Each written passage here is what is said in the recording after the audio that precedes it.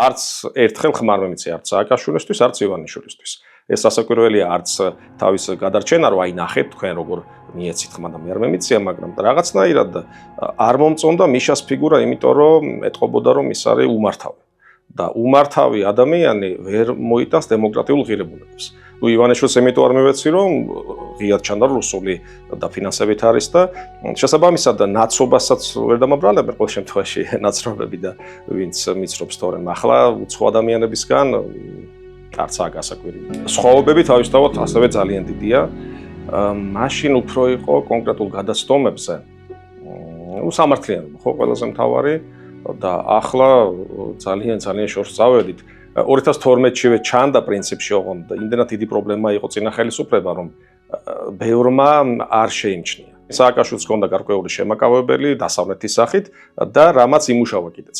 და დღეს უკვე შემაკავებელი კი არა და მაქსიმალური დისტანცირება ხდება დასავლეთისგან.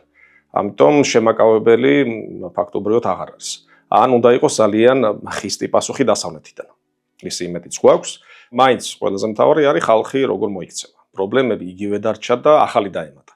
მაშინაც ვნახეთ ხომ, ჩვენ ვნახეთ ნოემბრის დაშლა აქციის, ძალიან უხეში, ცუდი ფორმით, მაგრამ რაც მთავარია, შემდეგ დროთა განმავლობაში გადავაფასებმა პირადად და სააკაშვილი გადადგა, დარწმუნებული იყო რომ არჩევნებში გაიმარჯვება და გაიმარჯვა კიდეც, მაგრამ ყოველ შემთხვევაში ეს პრობლემა არ შექმნილა. გადადგა და დანიშნა ახალი არჩევნები. რასაც ჩვენ ვითხოვთ უკვე რამდენი ხანია ხომ, პრინციპში ოქტომბრის ბოლოდან.